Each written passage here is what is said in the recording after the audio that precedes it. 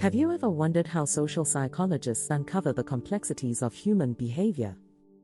Today, we will explore the fascinating world of research methods in social psychology. In social psychology, research methods are essential for gathering knowledge. They guide us in understanding relationships and behaviors in different social contexts. The three main types are experimental, correlational, and qualitative approaches. Let's start with experimental methods. These experiments are conducted in controlled environments. Here, researchers manipulate variables to establish cause and effect relationships. For instance, a lab experiment might test how stress affects decision-making. Field experiments take this approach into real-world settings. Researchers might study behavior in offices or schools. While they sacrifice some control, findings often reflect real-life situations better. Then we have quasi-experiments. These are similar to true experiments but lack random assignment. Researchers compare naturally occurring groups. For example, one community under a health campaign versus another without it.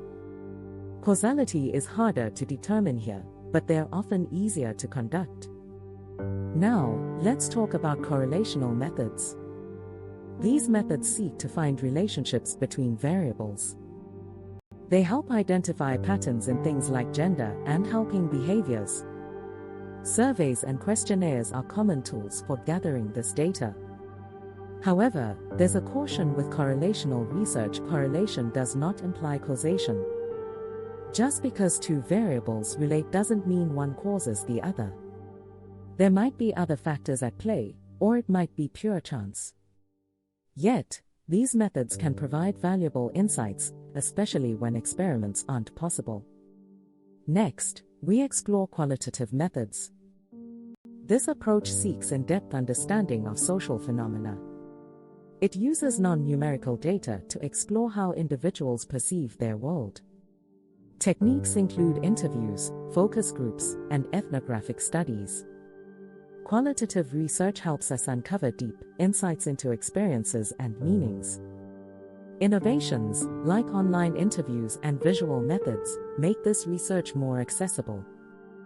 These methods are particularly useful for understanding client needs in social work. Finally, let's consider mixed methods. This approach combines quantitative and qualitative research. For example, a study might first use surveys to measure attitudes and then follow up with interviews to understand those attitudes better. Mixing methods enriches our understanding of social phenomena. It allows researchers to capture both breadth and depth in their studies. In summary, social psychology relies on different research methods to advance understanding. Experimental, correlational, and qualitative approaches each provide unique insights.